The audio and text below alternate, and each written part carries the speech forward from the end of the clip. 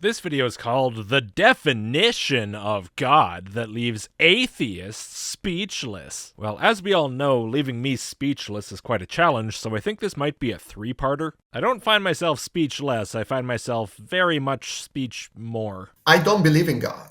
Cool, never mind. False alarm, I guess. Let's just stop this right here. I'm not convinced that God exists. Yeah, I heard you the first time. If you say that God exists, you have to prove it. Okay, noted. I hadn't planned on it, but I'll keep that in mind if I change my mind. You have the burden of proof. I thought we just agreed I didn't say God exists. If I say it, maybe that'll have the burden, but until then, I don't think I have the burden of anything. I don't. Yeah, I know you don't. You didn't claim the thing, so why would you have the burden to prove the thing? This is the typical atheist objection. Oh, you're doing that thing. That makes a lot more sense. Confusing way to open your video. I almost left just then. You're lucky I'm such a patient, curious, handsome man. But what's wrong with this objection? What objection? You said that twice now. That what you just said was some sort of an objection, but there wasn't an objection raised. All you said atheists say is like, if you make a claim to me, then you have the burden of proof. That's not really an objection to anything. It's just sort of laying down the ground rules for the conversation and telling you what it'll take for them to accept what you're saying. There doesn't seem to be anything wrong with it. Is it true that we that believe in God have the burden of proof? If you're trying to convince somebody else to believe the same thing, yeah, of course. The God thing isn't the issue. What you believe isn't the point. It doesn't matter if it's God or anything else. If you're trying to convince me, I expect you to be able to back up your claims. I'm not just going to take everything you say as true for no reason. Are we the ones that need to defend our position? If you're trying to convince people your position is correct, yeah? What alternative does anyone have? To just believe everything you say based on literally nothing until somebody comes along to prove that you're wrong? No thank you. Things are more complicated than this. No, they're really not. If you make the claim, you argue for it. You don't get to shunt the responsibility onto somebody else. It's that simple. And it's all about definitions. No, it's about people having standards and not just believing everything they're told. The video is called The Definition of God That Leaves Atheists Speechless. It's not about the definition of God. This burden of proof stuff, we don't even have to be talking about God. Maybe what we're talking about is which drawer we keep the forks in. The issue is exactly the same. Cool 90s intro, I like it. Kinda clashes with your weird, undecorated, ultra-modern minimalist apartment, though. That's really not a 90s aesthetic, because the 90s had an aesthetic, and you might as well just have bare drywall. I don't think that counts as interior design. At least get a potted plant and some teal paint. It'd make me want to puke, but at least I wouldn't feel like my eyes had glazed over. You know what I'd really do if I were you? Get a nice range hood. Put up a nice range hood right next to the door back there. Doesn't have to vent outside or anything. Don't get fancy. You're just trying to spice up the room. And as a bonus, your ceiling won't melt if the stove accidentally ends up there while you're cooking. When an atheist comes up with this objection, The burden of proof one or the interior design one? The latter one's more important. You should address that one first. the first thing you need to ask is, what do you mean by God? Whatever you want me to believe in. The objection that you're bringing up is that the atheist says, if you want me to believe the thing, you have the burden of proof to convince me to believe the thing, which is true regardless of what the thing is. Now, yeah, it's possible that my understanding of what the word God means, from many years of experience listening to the definitions put forth by theists, is not the same as yours. And fine, we can talk about that if you want. Define your terms and we'll go from there. It doesn't matter what you define it as, though. If you make a claim, you have the burden of proof. Now, if you somehow manage to define that word in a way that I realize, wow, actually, I'm still not convinced that something exists that meets the normal definition, but now I am convinced this usage of the word, which is totally different from the standard usage, as it would have to be, actually does refer to something real, then great, I guess you don't have a lot of work to do to meet your burden of proof. That doesn't mean you don't have it. How do you define God? I mean, I can tell you just so you're informed. When I say I don't believe in God, I mean in the thing that people usually mean when they say God. Some kind of supernatural, super powerful entity with a mind that intentionally controls everything, or created everything. The details don't really matter. The key point really is the ultra-powerful mind thing. When talking to theists, that'll usually be one that interacts in the world, writes books or inspires books, has rules for you, has feelings, cares about stuff. In your case, you run a Christian channel, your whole channel is about the Bible, so a God that thought we had this big problem with sin, and so he sent his son to die to remedy it. The details can change, but if it's some kind of thinking super being, I don't believe in it. But really, in these kind of conversations, my understanding of the definitions of things really is not that important. The labels I choose to apply to myself aren't important either. What matters is that we're having a conversation where apparently you're trying to convince me of the truth of something, and so we should both understand what it is you're trying to say. Whatever idea I initially think we're talking about based on standard definitions of words really doesn't matter. Because typically when atheists think about God, they think about these mythical, mysterious, invisible person in the sky. No. Most of the atheists that I know of, like on YouTube, where both of us are making our videos, are ex-Christians. They're quite aware of how Christians define God. You're just making up nonsense now. But regardless, if you meet an atheist who's just ignorant of the usual Abrahamic theology, about what God is and what he's like, that's a pretty easy problem to solve. You just say, hey, so I believe this thing, and it's not what you seem to think it is, it's this. And you tell them what you think God is, and you say, so that's what I'm trying to convince you is real, and then you proceed on to try to convince them it's real. It's pretty simple, and the fact that you had to do that to actually define your claim does nothing to shift the burden of proof onto the other person. And so they're like, if you claim there's a mythical, invisible person in the sky, you need to prove it to me. Well, if you claim anything they don't believe, you need to prove it to them. That's how conversations work. Now, I don't really like this word proof or prove. You keep saying it, so I keep saying it. We're falling into bad habits here. Of course, what we mean is you need to convince them of it somehow. That's what the term burden of proof refers to. It's how people refer to it, even though the word proof is not the best word to use there. Because I look up in the sky and I don't see anybody. Have you ever actually met someone who said that? I haven't. If this kind of thing exists at all, it's vanishingly rare. You're kind of starting to make me think that you've just heard this is what atheists say, but you haven't actually spoken to any. If God is a mythical, mysterious man in the sky, possibly with a white beard, I'm atheist too. Low bar, but I guess good for you. So if somebody made the claim that there was such a man in the sky with a white beard and everything, would that person have the burden of proof? Does the lack of a burden of proof apply to all God claims or only certain ones defined certain ways? In fact, if I claim that God is a mythical, mysterious, invisible man up in the sky, atheists would be absolutely right to say, you have the burden of proof, prove it to me. Okay, so at the very least it does apply to this God. It just doesn't apply to certain other ones. Exactly as if I claim that there is an invisible pink donkey living on Mars. Look, man, if you had said there's an invisible pink unicorn living on Mars, that would be pretty unbelievable. If you claimed that to me, you might have a burden of proof. But an invisible pink donkey, is that really that much of a stretch? Are we really going to be such sticklers that we saddle you with the burden of proof just for that? Come on. Well, it would be silly for me to say, hey, you need to show me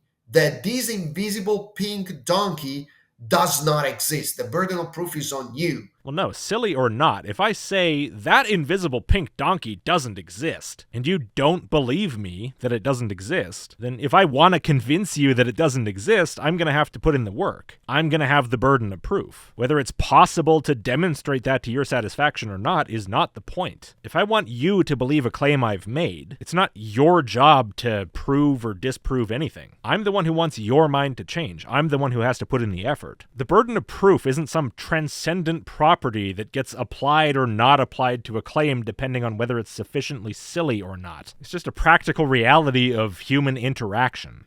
No. Yes. Because this claim is totally unreasonable and illogical. Which is totally unimportant and irrelevant. The burden of proof doesn't just shift around based on who you personally think has the sillier position. That's not even related to what determines it. Already you clearly have no idea what you're talking about. I cannot put the burden of the proof on you to demonstrate that something that is totally logical and unreasonable is not true. Yes, you can. Of course you can. If you sincerely believe that there's this invisible pink donkey on Mars, and I say that's just not true, you're not just going to randomly change your belief because I said nuh-uh. And nor should you. That's idiocy. If I find it important enough to try to convince you that not only is there no evidence of this donkey's existence, but that there's in fact evidence of its non-existence, and I start trying to convince you to adopt a positive belief that the donkey does not exist, you're going to expect me to bring something something to back that up. I'm making a claim to you. I should be able to argue for it. Why should I expect you to alter all your beliefs to align with mine just because I want you to? That's entirely unreasonable. On the other hand, it's very reasonable for you to only change your beliefs when you're convinced to do so. But let's see what happens if we take a much more serious definition of God. Nothing. Nothing happens. What if we define God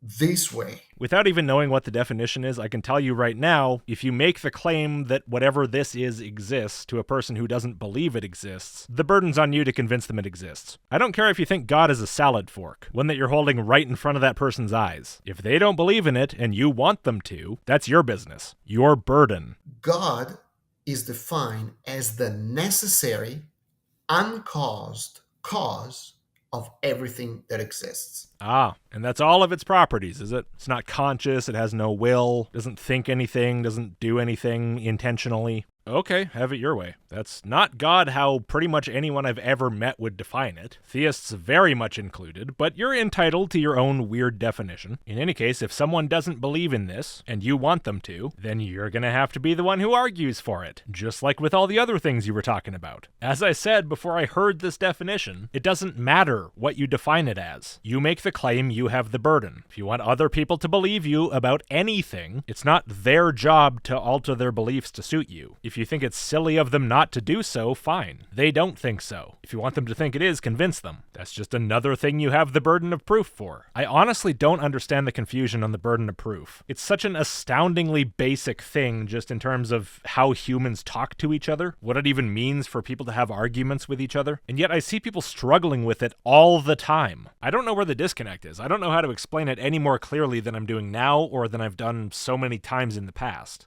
Let me repeat that. You really don't have to. You're on camera. If someone didn't hear you well, they can just go back 10 seconds. If I define God as the necessary, uncaused cause of everything that exists, what happened to the atheist argument? Nothing. Nothing whatsoever. We're not even talking about an atheist argument. There's no atheist argument for anything to happen to. We're talking about whether people accept your claim with no evidence. And by the way, although it means nothing to the actual discussion, I'll make my position on this version of God clear. I don't believe this exists. I'm not convinced of the reality of actually philosophically necessary entities. I don't know that that's a property of anything in the real world. I think it's largely philosophical wordplay. Now, I'm also not saying that I believe this is false. For example, maybe it's not just physically, but even logically impossible that there's a reality without quantum nature, vacuum fluctuations, virtual particles, and so on. Maybe it doesn't make sense to talk about reality at all without there being such a thing, and we just don't know that yet. And maybe this is an uncaused fundamental reality that led to the universe as we know it. Maybe this type of thing was the first cause. Or maybe there's any number of other explanations. God being one of them, sure, why not? You know, like an actual God that thinks, unlike this guy's God that apparently doesn't. I'm not really sure why you're using the word God for this, by the way. If anything, it seems like an attempt to muddy the waters, because when people talk about gods, they normally mean something with a mind. It's a very strange word to twist into meaning something mindless. So yeah, it could be any of that stuff, it could be any other idea anybody's ever had, it could be infinite other ideas that nobody's ever had. These are all things I'm open to. Things that if I become convinced they're true, I'll believe. But I'm not convinced they're true, and so I don't believe them. And if anyone has a problem with that, convince me. The burden's on you, not me. I have no obligation to believe you just because you say a thing. Now,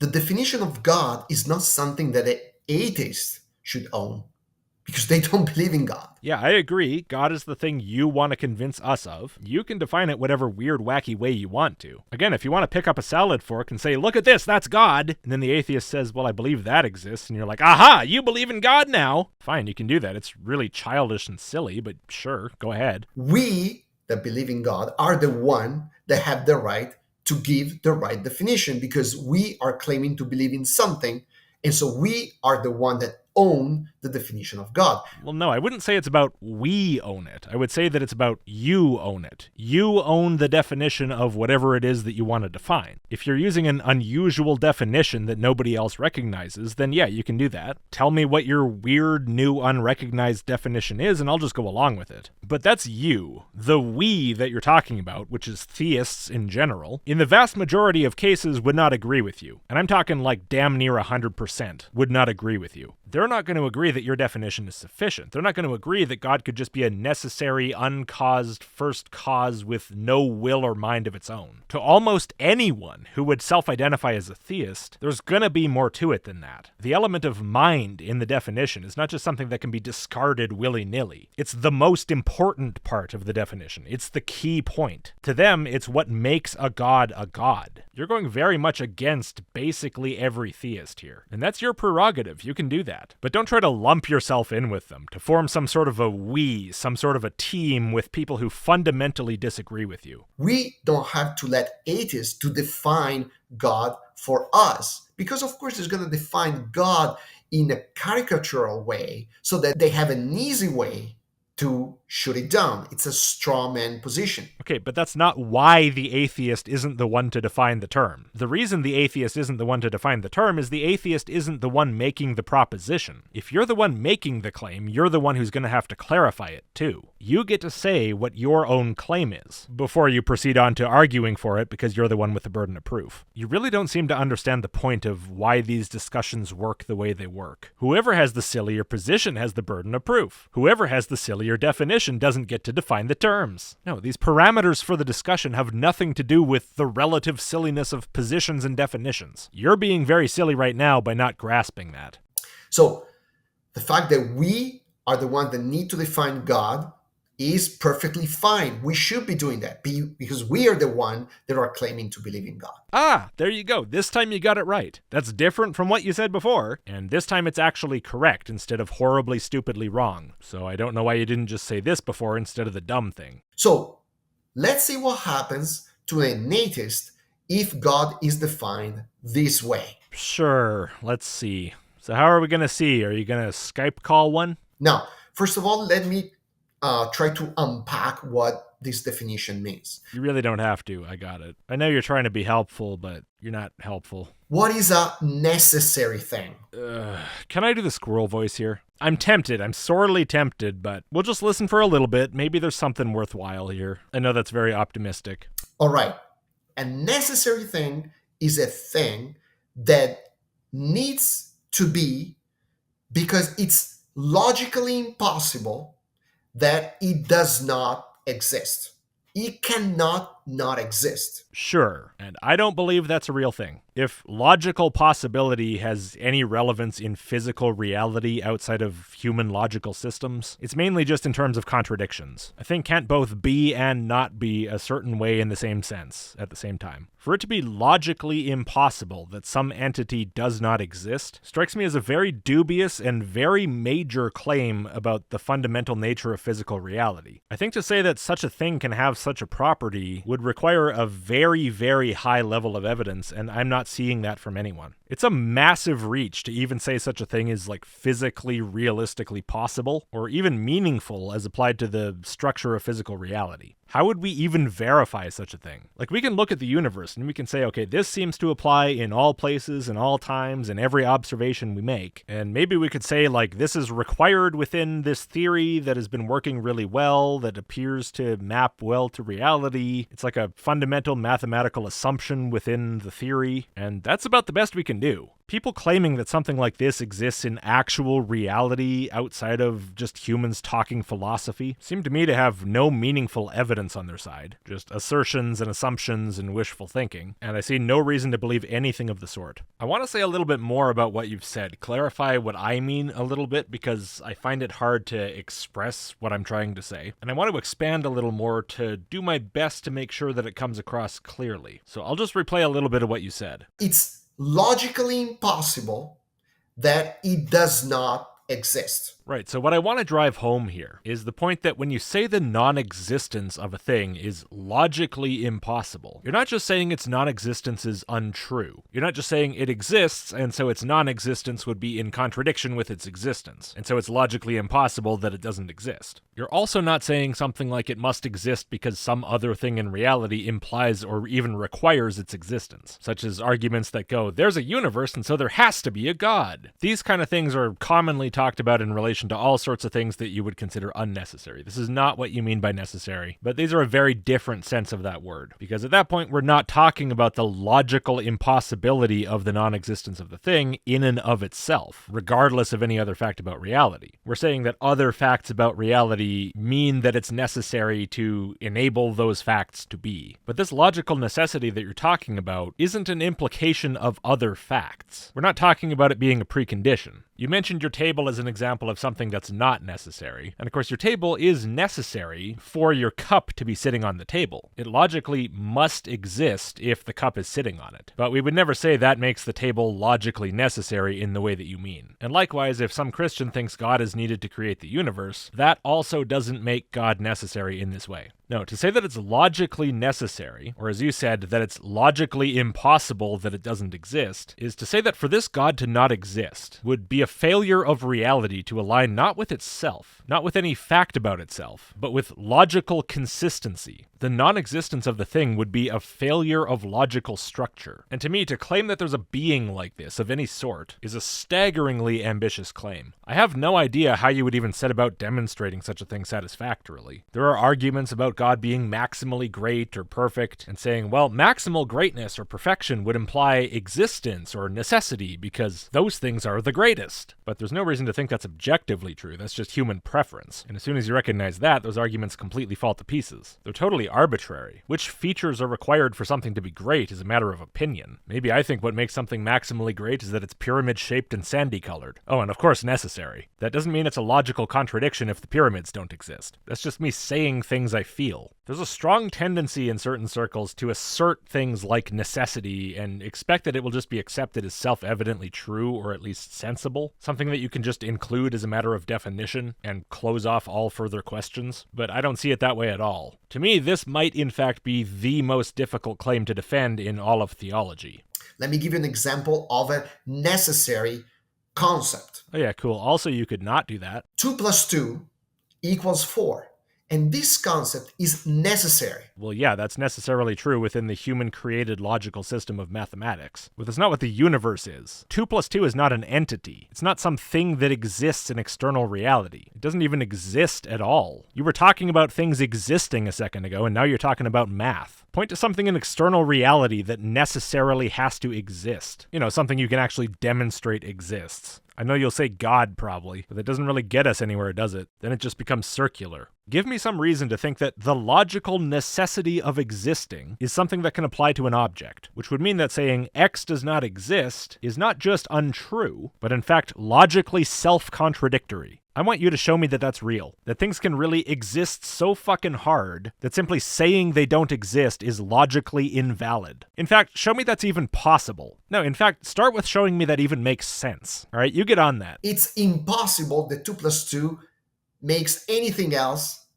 than other than 4. Yes, that's a matter of definition. That's a matter of human language. 2 plus 2 does not exist. It's not an entity. It's not out there in reality. It's a completely different topic. It's completely irrelevant to whether some entity can necessarily exist, let alone whether it actually does. It's so obviously not a demonstration of the reality of the thing you're claiming that one might almost think that you don't have any demonstration of the reality of the thing you're claiming. That you have no concrete entities for examples, that you have to turn to things that are distinctly not that, and in fact aren't even really things at all, like that in a system of defined axioms and rules, certain conclusions inevitably follow from certain premises. Okay. No, not really. 2 plus 2 equals 4 in this universe. No, in the universe there's no 2 and there's no 4. 2 plus 2 equals 4 in math. If you would like to disagree, please point to 2 in the universe. Not 2 of something, because that's just those things. That's not 2. No, point to 2 itself. Yeah, 2 doesn't necessarily exist. 2 doesn't exist at all. That's what we mean when we say math is abstract. You're talking about an entity that existed before anything else, that necessarily exists as an actual thing, and caused the universe. Show me something like that, or at least give me a reason to believe something like that exists or can exist. Show me that saying something like that exists in real life is a series of words that's even meaningful in relation to reality. And in any other possible universe that you can think of.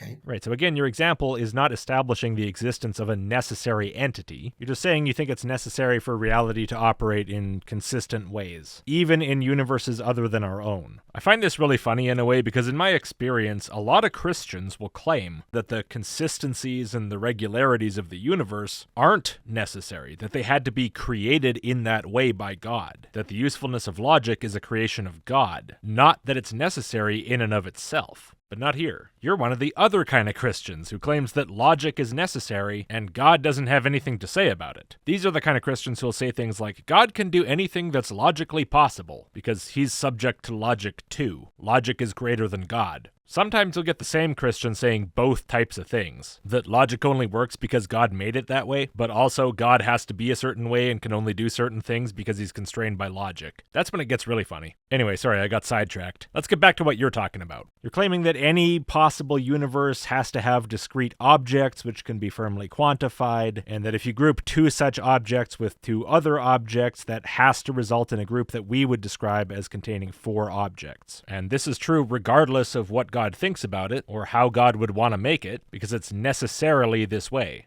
Fine, whatever. What does this have to do with the claim that it can be logically impossible for a particular object to not exist? Nothing is what. It has absolutely nothing to do with it. It's a completely different topic. It has no relationship to the subject at all. You're just saying random crap that has nothing to do with anything. So these logical statements are true independently of anything else. Let's not even go down that road. We're not talking about whether statements made in logical systems can be necessarily true. We're talking about whether objects in actual reality can be necessarily in existence. I know I keep repeating this. I know I'm really hammering this point, but I think I really have to. For this guy to use this as his example of what a necessarily existing thing looks like is so staggeringly dishonest that I feel like I have to make it extremely clear what he's actually doing. And being necessary, okay, they just exist, okay? I already said it, but I'll say it again. 2 + 2 = 4 does not exist. It's not a thing. There's no 2 + 2 = 4 hovering around out there. Let's say that I agree that it's necessarily true in all possible universes. The definitional necessity of a conclusion following from premises in a given system is not the same as a being just existing because. It's not possible that 2 + 2 = 4 was not there before. Yeah, it wasn't. It literally was not there before. If there's no logical system, there's no logical implications. Now, if you made up a similar system with the same axioms and the same rules, it would still get you the same results, sure. But that doesn't mean your logical system is out there floating in the void until you go grab it. Not only was it not there before, it's not there now. There's no there for it to be in. It's not a thing. It can't be here, there, or anywhere. It can't be at all in the same way that we are, or the universe is, or God supposedly is. The statement can be true, but the truth of the statement doesn't exist, which again is why this is a worthless example for what you're trying to show. Okay. 2 + 2 = 4 is true, and it has always been true and will always be true in any condition, in any place, in any universe. Oh, so now you've switched from 2 + 2 = 4 exists, and it was there before, to it's true. Yeah, I agree, it's true. We're not talking about whether something is true or necessarily true. We're talking about whether something can necessarily exist. 2 + 2 has no existence. It has no being. This entire part of the discussion is a pointless red herring. Okay. This is an example of a necessary condition. Oh, a necessary condition. Great. What does that have to do with a thing that cannot not exist? Before we move on, I'm just going to play this a little bit back. This part where you actually said what you were talking about before you moved on to this irrelevant example. A necessary thing is a thing that needs to be because it's logically impossible that it does not exist. It cannot not exist. So yeah, waste of time. Thank you. What is the unnecessary condition or being or thing? After that clown show, do you really expect me to care? Okay. Well, this chair here is totally unnecessary. Okay, great, cool. Show me something equivalent to that chair that is necessary. Or give me some argument that something like that chair can in fact be necessary. That it can be logically incoherent to say the chair doesn't exist. Or the God doesn't exist, whatever you like. People love to assert that things can be necessary, and they love to talk about what it means for something to be necessary. But they never give me a good reason to think something actually is. If this guy's any indication, maybe they're confused about who has the burden of proof. It's not that this chair exists because it's impossible that this chair does not exist. I agree. So what exactly would it mean for it to be impossible that the chair does not exist? Well, one thing it could mean, for example, is the chair exists right now, and therefore it's impossible for the chair not to exist right now, because that's a contradiction. But of course, that's not what you mean. You're not just talking about the incompatibility of the existence of something with its own non-existence at the same time. You're talking about the incompatibility of the non-existence of something with logic itself. This is why you say it's logically impossible. It's logically impossible that it does not exist. So for example, if I make a statement like, the chair does not exist, despite the fact that the chair does in fact exist, we would say that's false. We would say, this doesn't line up with reality, it's not a true statement. But apparently, if I say God does not exist, that's not just an issue of truth or untruth. If I'm wrong, it's not just because I'm factually incorrect. It's an issue of logical structure. The statement, God does not exist, is logically inconsistent with itself. It's somehow a logical argument, despite not being one, since it's just a single premise, and its logical structure is invalid, despite not having a logical structure at all, because it's not a logical argument. It's a non-argument argument with a structurally invalid non-structure. Again, can you please explain to me how such a thing is possible, how such a thing is meaningful, and why I should believe something like that is actually real, like outside of anyone's head? No, it exists because somebody built it. Okay? Yeah.